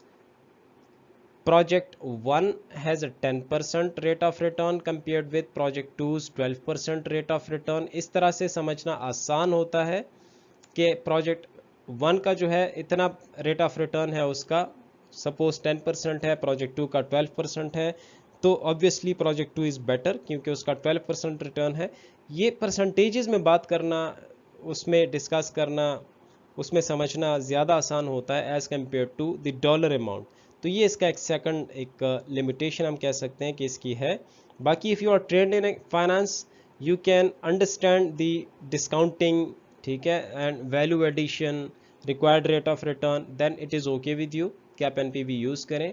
But if you are not trained in such phrases like present value of future cash flows या change in firm's value given its required rate of return etc., तो फिर ये आपके लिए appropriate नहीं है NPV।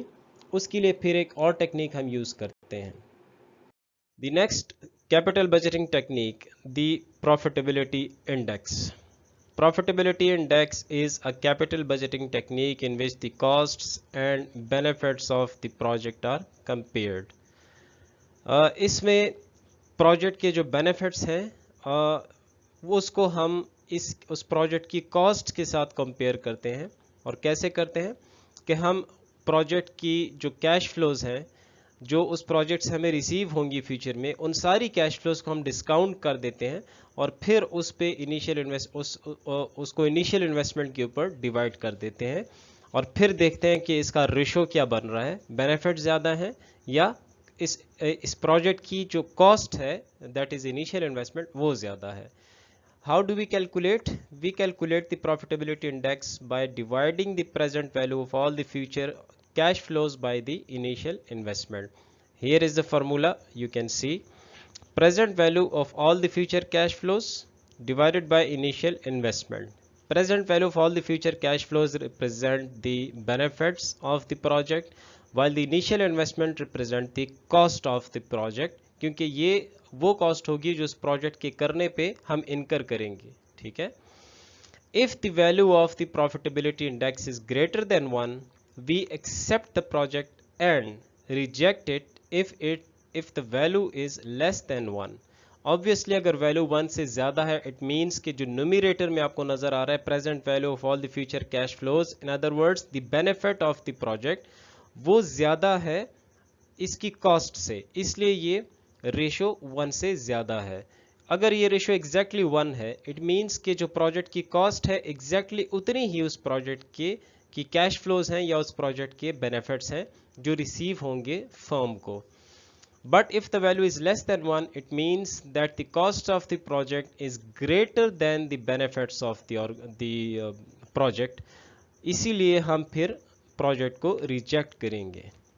To find the present value of all the future cash flows, we use the formula present value of future cash flows is equal to cash flow 1 divided by 1 plus k, which is the required rate of return raised to the power 1, plus ये वही formula जो NPV के लिए हमने use किया था, उसमें जो डिस्काउंट करने के लिए हमने यूज़ किया था वही है, सिर्फ वहाँ पे इनिशियल इन्वेस्टमेंट को हम माइनस कर रहे थे एंड में, यहाँ पे हम फिर इनिशियल इन्वेस्टमेंट को डिवाइड करेंगे।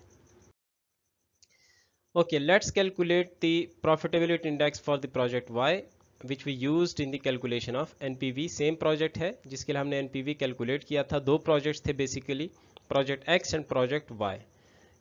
यहाँ पे हम प्रोजेक्ट Y के लिए कैलकुलेट कर रहे हैं, प्रोजेक्ट X के लिए you can do yourself. Profitability index is equal to वही डिस्काउंटिंग मेथड है, ये फार्मूला है cash flow 1 which is 2000 1 plus K suppose ये 10% है required rate of return and raise to the power 1 plus cash flow in the year 2 divided by 1 plus K required rate of return raise to the power 2, then cash flow in the third year या cash flow 3 $1000 divided by 1 plus K which is 10% raise to the power 3 plus इसी तरह fourth year का, and then last में हम divide करते हैं instead of subtracting जो कि एनपीवी में हम कर रहे थे, यहाँ पे हम डिवाइड करेंगे इनिशियल इन्वेस्टमेंट को विच इज़ $5000। सिंप्लीफाई करने पे we get the answer 1.117। We can see that the answer of the profitability index is 1.117 which is greater than 1. So the profitability index is greater than 1, that's why we are accepting this project. और यही हुआ था NPV में, वहाँ भी NPV positive था तो हमने प्रोजेक्ट को एक्सेप्ट किया था। So profitability index is quite simple technique, दोनों में एनपीवी और इसमें सिर्फ एक डिफरेंस है, वहाँ पे इनिशियल इन्वेस्टमेंट हम सब्ट्रैक्ट करते हैं और यहाँ पे हम इनिशियल इन्वेस्टमेंट को डिवाइड करते हैं, बाकी दोनों सेम है। वहाँ पे डॉलर अमाउंट में वी गेट द रिजल्ट कि कितने कितने डॉलर्स या कितने रुपीज़ या जो भी करेंसी आप यूज़ कर रहे हैं प्रोजेक्ट के लिए, तो कितने डॉलर्स या कितने रुपीस वो वैल्यू ऐड कर रहा है हमारे ऑर्गेनाइजेशन में, हमारे बिजनेस में, हमारे फर्म में। और यहाँ पे ये रेशो हमें नज़र आ रहा है कि क्या रेशो बन रहा है प्रोजेक्ट की कॉस्ट और उसके बेनिफिट्स का। Internal rate of return, again a quite popular capital budgeting technique just like NPV. और वहाँ पे आपको मैंने बताया था कि वो मैनेजर्स या वो लोग who face difficulty in understanding the NPV and the terms used in NPV, तो उनके लिए फिर ये internal rate of return is a method which gives you the answer in percentage and you can easily compare different projects as the internal rate of return is in percentage. तो उन managers के लिए ये आसान होता है as opposite to the NPV to decide about the project के accept करें या रिजेक्ट करें। What is internal rate of return या IRR? The internal rate of return is the estimated rate of return for a proposed project given the project's incremental cash flows. incremental cash flows के through हम find out करते हैं कि ये project हमें कितना return देगा, डॉलर अमाउंट नहीं कि कितनी वैल्यू ऐड करेगा, या रेशो नहीं कि प्रोजेक्ट की कॉस्ट और बेनिफिट्स का रेशो क्या बन रहा है। इंस्टेड ये हमें परसेंटेज देगा कि ये प्रोजेक्ट एग्जैक्टली हमें कितना रिटर्न प्रोवाइड करेगा if you accept this project. In simple words अगर आप इसकी डेफिनेशन देखें तो in simple words IRR is the rate at which NPV becomes zero. तो जिस रेट पे NPV जीरो होगा वही होगा प्रोजेक्ट का इंटरनल रेट ऑफ रिटर्न या IRR।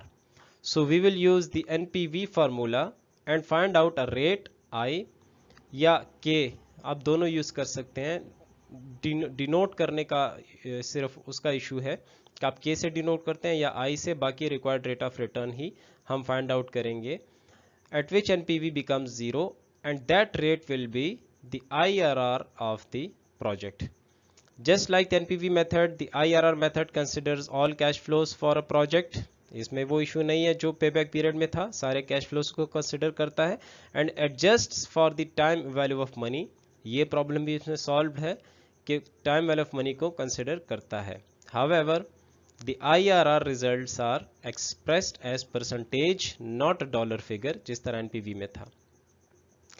When capital budgeting decisions are made using the IRR method, the IRR of the proposed project is compared with the rate of return management requires for the project.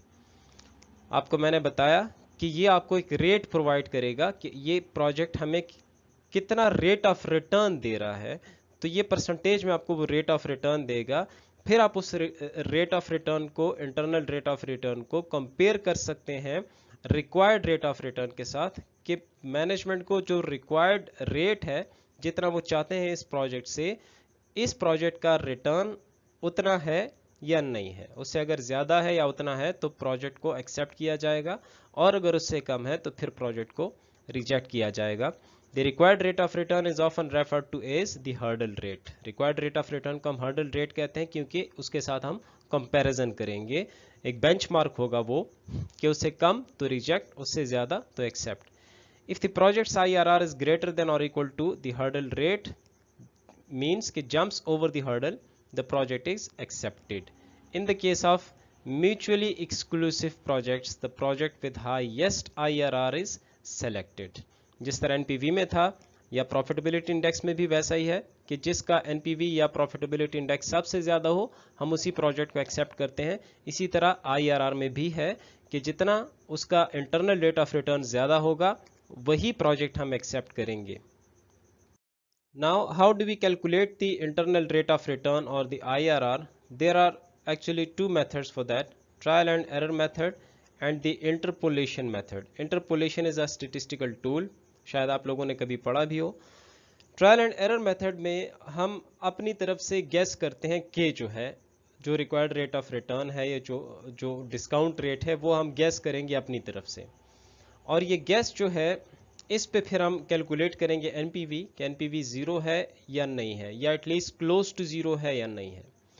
और अगर वो zero नहीं है या close to zero नहीं है, फिर हम एक और रेट अप्लाई करेंगे, फिर हम एक और रेट अप्लाई करेंगे, and we will keep on doing that till we get the NPV zero या at least close to zero. Here is the formula for NPV, जो कि हमने एनपीवी के लिए यूज़ किया था। आईआरआर में भी हम एनपीवी ही कैलकुलेट करते हैं, so that's why the same formula for NPV. Cash flow 1 divided by 1 plus K power 1 plus cash flow 2 divided by 1 plus K power 2, then the third cash flow CF3 divided by 1 plus K power 3. This is actually the project X जो हमने किया था पे back period में और NPV में। ये उस वही प्रोजेक्ट X है और ये उसके कैश फ्लोज हैं 2000, 3000 and 500। Then minus initial investment $5000, ठीक है। नीचे जो K है वहाँ पे हमने कोई वैल्यू नहीं लिखी।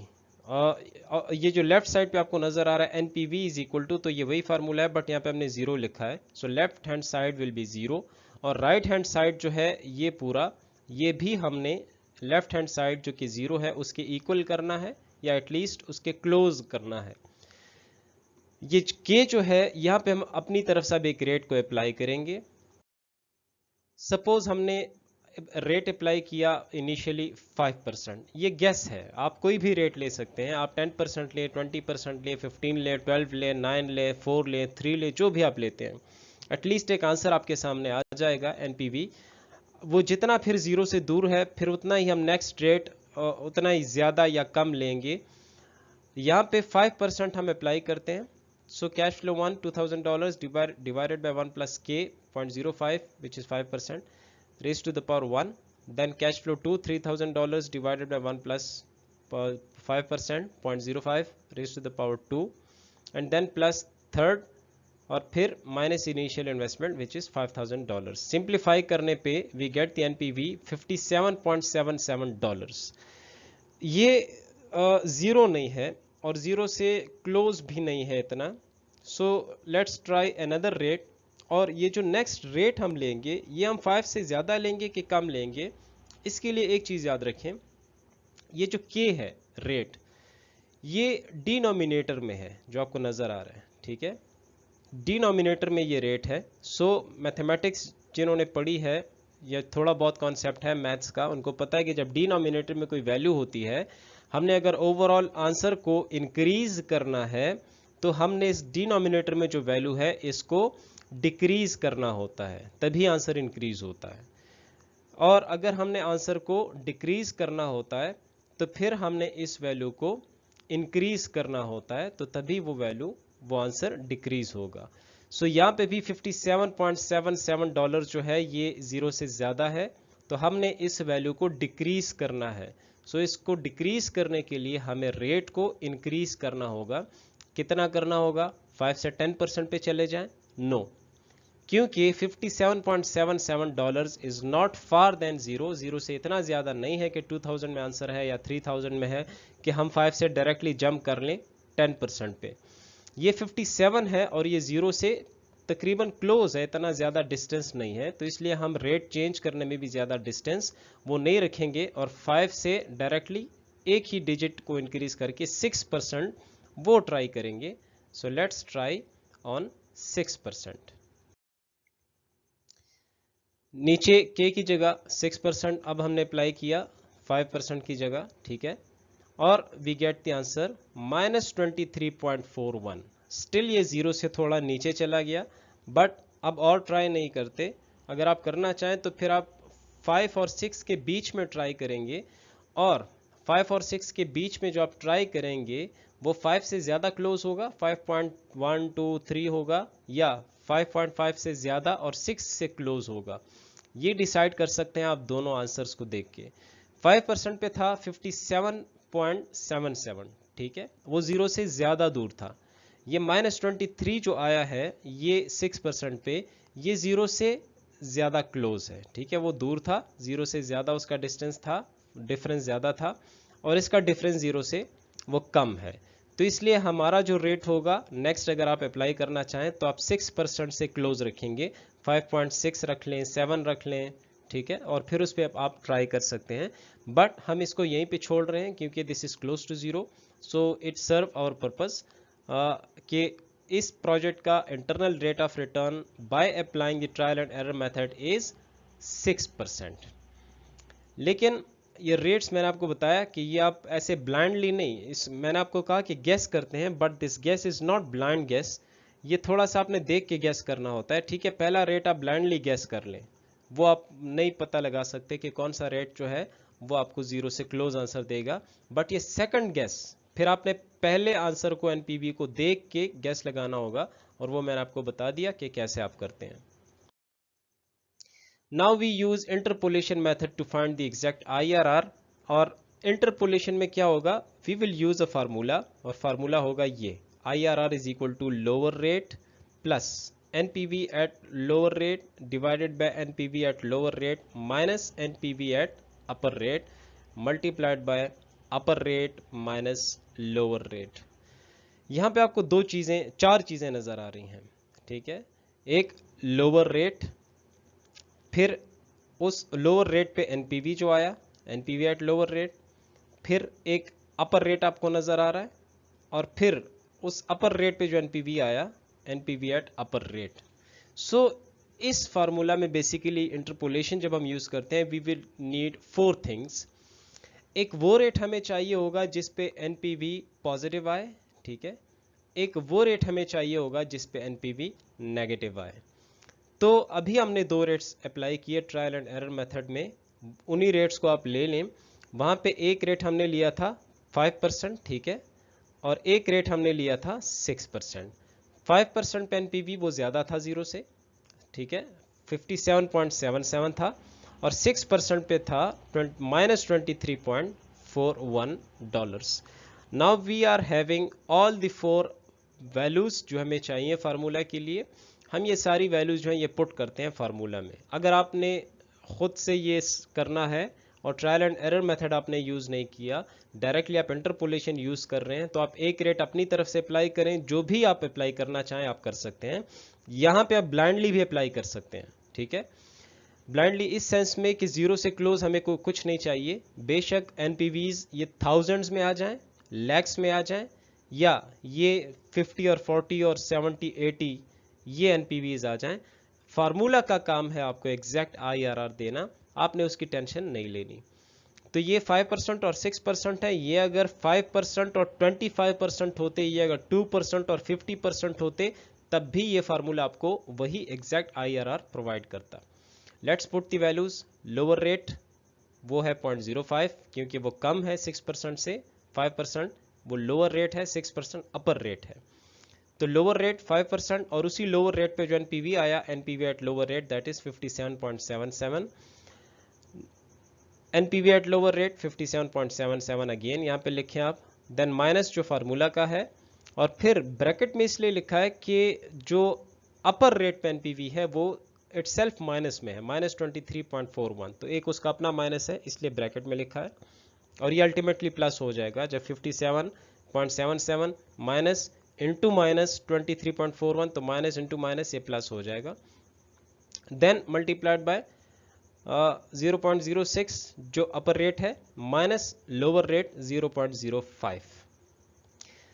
Okay, IRR is equal to, simplify हम कर दें, 0.05 प्लस 0.007, इस होल इससे आ जाएगा।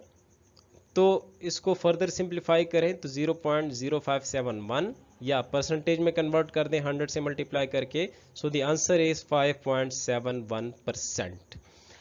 This is the exact IRR for the project x, जो प्रोजेक्ट हमने लिया, ये उसका एग्जैक्ट IRR है। और ये रेट आप अप्लाई कर भी लें, ट्राई कर भी लें, इस पे आपका एनपीवी एग्जैक्टली 0 आएगा। पॉइंट्स में थोड़ा डिफरेंस आ सकता है क्योंकि हम राउंड ऑफ करते हैं। ये 5.71 समथिंग, ये उसके आगे भी नंबर्स होंगे, बट हमने राउंड ऑफ करके सिर्फ 0.71 यहाँ पे लिखा है, तो इसलिए राउंड ऑफ की वजह से थोड़ा सा डिफरेंस होगा, वो भी पॉइंट्स में होगा, वो आ सकता है। बाकी इस पे एग्जैक्ट 0 होगा।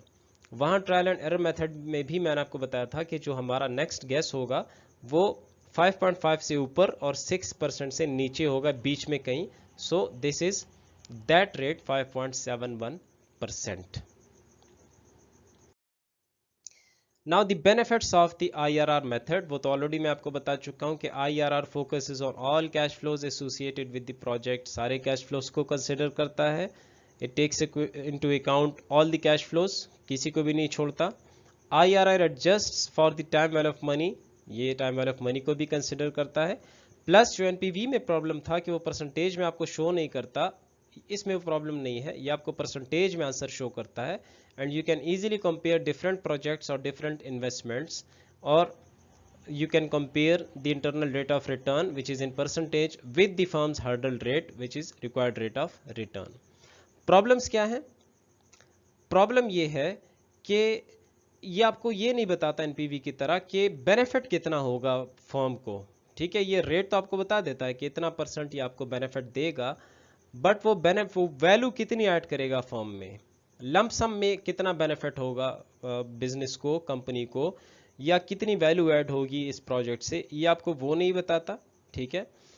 और इस वजह से अगर प्रोजेक्ट बहुत ही स्मॉल प्रोजेक्ट है, ठीक है, if a project is quite small, then क्या होगा, it may have a high IRR but a small effect on the value of the firm. तो उसका IRR ज्यादा होगा, शायद ज़्यादा हो, लेकिन ओवरऑल उसका बेनिफिट बहुत ही कम होगा क्योंकि वो प्रोजेक्ट ही छोटा है। सो आपके फर्म पे इतना ज़्यादा कोई बड़ा फर्क नहीं पड़ेगा।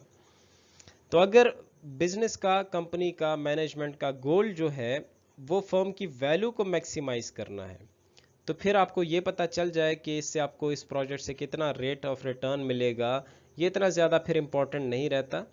ज़्यादा इम्पॉर्टेंट ये रहता है कि इससे कितनी वैल्यू ऐड होगी, ठीक है, फर्म की वैल्यू जो है वो कितनी चेंज होगी इस प्रोजेक्ट से अगर हम ये प्रोजेक्ट करें, और वो वैल्यू आपको एनपीवी बताता है। The last capital budgeting technique, modified internal rate of return या MIRR। MIRR क्यों डेवलप हुआ, IRR में कौन सी वीकनेस थी या लिमिटेशन थी उसकी, तो ये उसमें एक और इशू है जो हमने डिस्कस नहीं किया, और वो इशू ये है कि जो IRR आपको वैल्यू देता है, जो लास्ट अभी हमने प्रोजेक्ट के लिए कैलकुलेट किया 5.71%, तो ये जो IRR होता है, इंटरनल रेट ऑफ रिटर्न, ये तभी पॉसिबल होता है कि अगर हर एक कैश फ्लो वो उसी रेट से 5.71% पे री इन्वेस्ट हो। फॉर एग्जाम्पल पहले ईयर में आपको $2000 कैश फ्लो मिल रहा है, उस प्रोजेक्ट से मिलेगा, ठीक है आपको। तो जब वो $2000 आपको मिलेंगे तो आप उसको री इन्वेस्ट कर देंगे, दोबारा आप उसको इन्वेस्ट करेंगे बिजनेस के अंदर या प्रोजेक्ट के अंदर। और फिर इसी तरह जो सेकंड कैश फ्लो आपको मिलेगा $2000, आप उसको भी री इन्वेस्ट करेंगे, किस रेट पे, 5.71% पे, जो IRR था उसी पे। अगर ये सारी कैश फ्लोज साथ ही साथ 5.71% पे या जो भी IRR होगा उस रेट पे ये री इन्वेस्ट होती रहेंगी, तो तभी एट द एंड आपको वही IRR मिलेगा जो फार्मूला इंटरपोलेशन IRR मेथड आपको देता है, जो रिटर्न आपको देता है, फिर ही वही रिटर्न पॉसिबल होगा।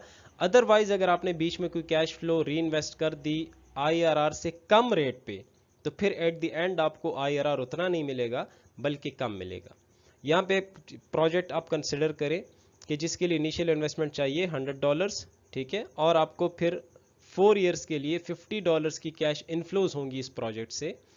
दिस इज T0 टाइम 0 या ईयर 0। इनिशियल इन्वेस्टमेंट $100 करेंगे, पहले साल आपको $50 मिलेंगे उस प्रोजेक्ट से, फिर दूसरे साल $50, फिर तीसरे साल, फिर चौथे साल आपको उससे $50 मिलेंगे। अब अगर आप इस प्रोजेक्ट के लिए IRR कैलकुलेट करें तो इसका IRR बनेगा 34.9%। यू शुड ट्राई कर लें आप। 34.9% IRR है इस प्रोजेक्ट का, विच इज़ क्वाइट हाई, बहुत ही अच्छा है, बहुत ही हाई रेट है। 34.9% अगर आपको ये प्रोजेक्ट वो रिटर्न दे रहा है तो इट इज़ क्वाइट ह्यूज। लेकिन ये तभी पॉसिबल होगा अगर ये हर एक कैश फ्लो, ये $50, $50, $50 और $50, ये हर कैश फ्लो री इन्वेस्ट आप करें और इसी रेट पे 34.9% पे आप री इन्वेस्ट करें हर एक कैश फ्लो को, तो तभी आपको ये IRR मिलेगा 34.9% एंड में। अदरवाइज अगर आपने इसको री इन्वेस्ट नहीं किया हर एक कैश फ्लो को इसी रेट पे 34.9% पे, तो फिर आपको ये 34.9% IRR नहीं मिलेगा एंड में, ये उससे फिर कम होगा। कैसे कम होगा, now let's see. For example अगर आप ये जो $50 की पेमेंट है, ये हर साल जो आपको मिल रही है, जो कैश फ्लो से जनरेट हो रहा है, वो आप री इन्वेस्ट नहीं करते, बट इंस्टेड आप बस अपने पास रखते हैं उसको, ठीक है, you put it in your pocket. तो एंड ऑफ द प्रोजेक्ट ये चारों कैश फ्लोज 50 50 50 एंड 50 जो आपको रिसीव होंगी, वो आपने री इन्वेस्ट नहीं की, जस्ट अपने पास रखी, तो ये टोटल हो जाएंगे $200 at the end of the project, ठीक है।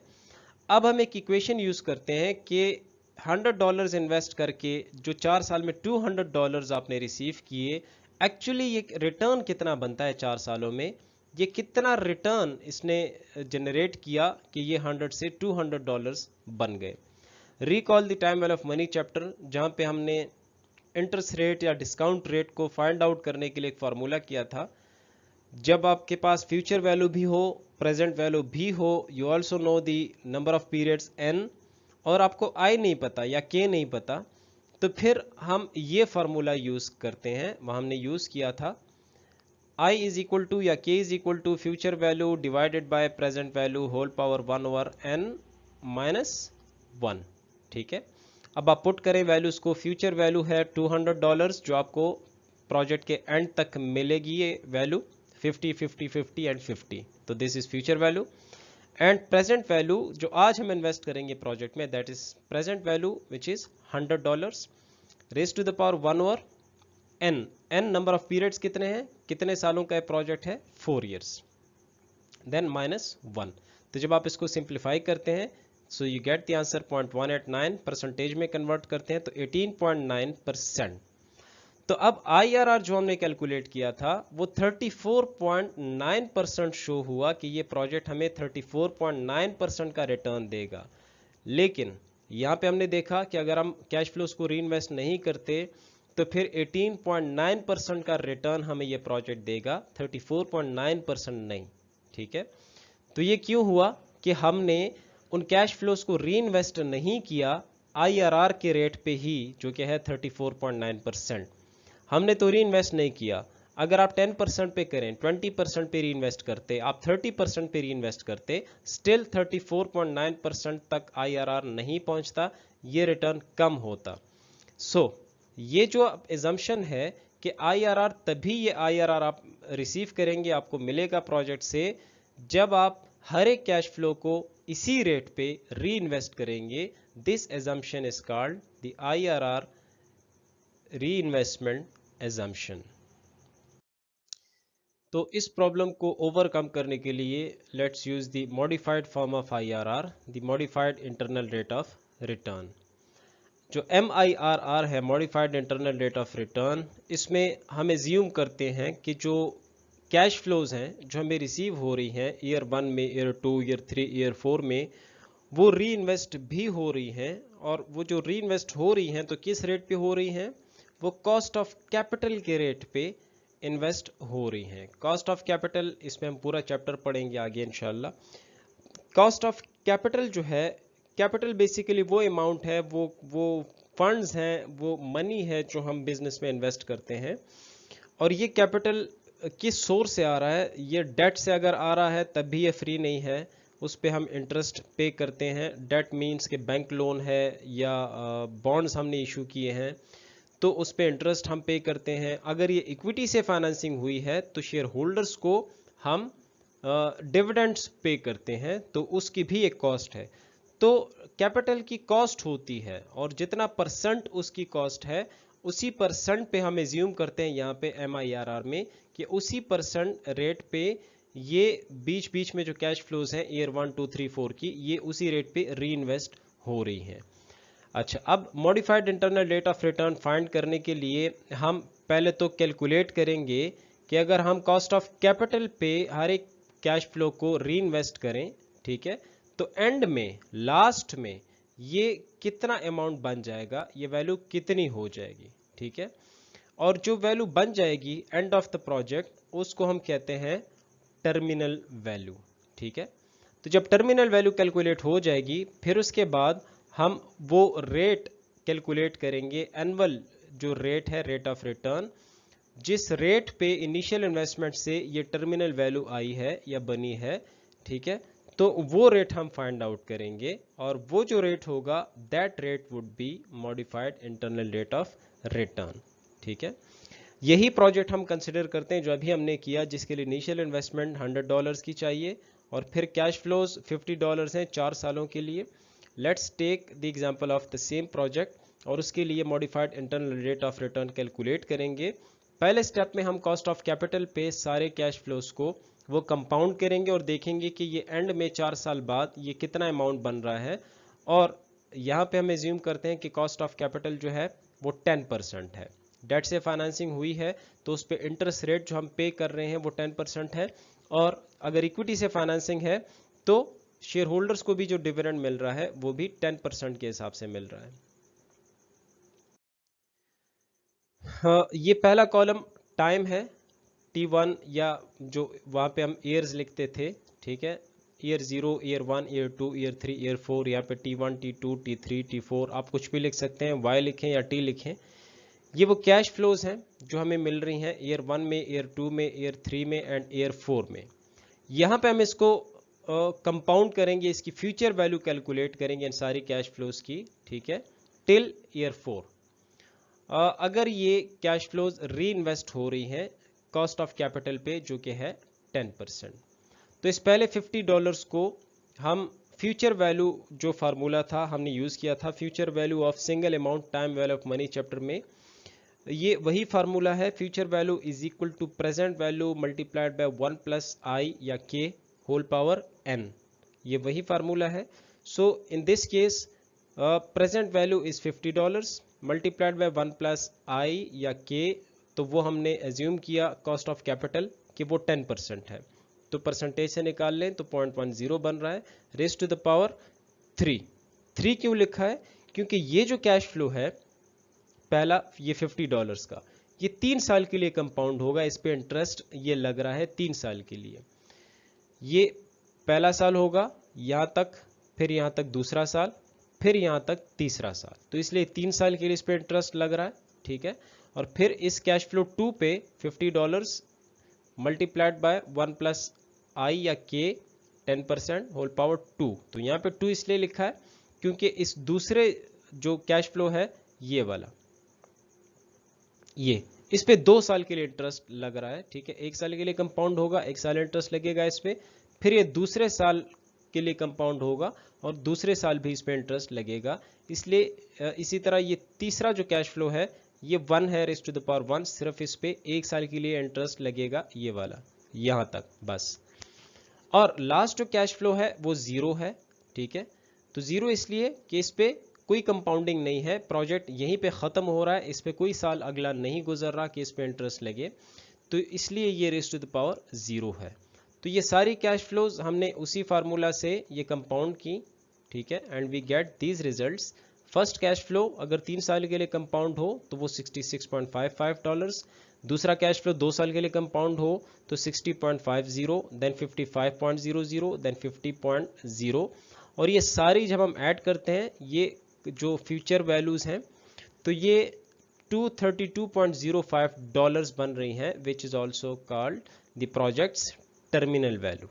ठीक है, अब हम नेक्स्ट स्टेप पे मूव करते हैं, जिस स्टेप में हम इसका वो रेट फाइंड आउट करेंगे, modified internal rate of return, कि जिस रेट पे ये $100 से $232.05 पे पहुंचा।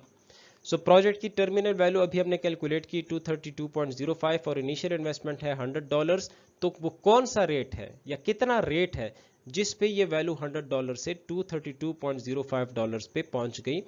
वही फार्मूला हम यूज़ कर रहे हैं जो आई फाइंड आउट करने के लिए या के फाइंड आउट करने के लिए time value of money chapter में किया था और अभी भी हमने यूज़ किया कुछ देर पहले। वही फार्मूला है MIRR का। So MIRR is equal to future value which is 232.05, also called the terminal value, divided by present value which is $100 raised to the power 1 over n. So 1 over n number of periods इस project के इसकी जो life है वो 4 years है, 4 cash flows हैं, तो 1 over 4 minus 1. Simplifying we get the answer 23.4%. सो ये 23.4% जो है ये अब है इस प्रोजेक्ट का modified internal rate of return. और IRR कितना था 34.9%। तो वो बहुत ज़्यादा था जो कि रियलिस्टिक नहीं था। वहाँ पे इशू ये था कि अगर हम इसको उसी रेट पे 34.9% पे री इन्वेस्ट करें तभी हमें वो 34.9% का इंटरनल रेट ऑफ रिटर्न मिलेगा। अदरवाइज अगर हम उस पर इन्वेस्ट ना करें तो फिर हमें नहीं मिलेगा। और यहाँ पे हमने कॉस्ट ऑफ कैपिटल पे इसको री इन्वेस्ट किया हर एक कैश फ्लो को, क्योंकि जो फंड्स हमने लिए थे और उस पर जो कॉस्ट आ रही है, जो इंटरेस्ट पे कर रहे हैं या जो डिविडेंड पे करेंगे, एटलीस्ट उतना इस प्रोजेक्ट से हमें रिटर्न मिले। इसलिए हमने हर एक कैश फ्लो को एज्यूम किया कि उसी रेट पे री इन्वेस्ट किया जाए। और उस हिसाब से जो रेट बन रहा है modified internal rate of return, that is 23.4%। And here we end this video lecture.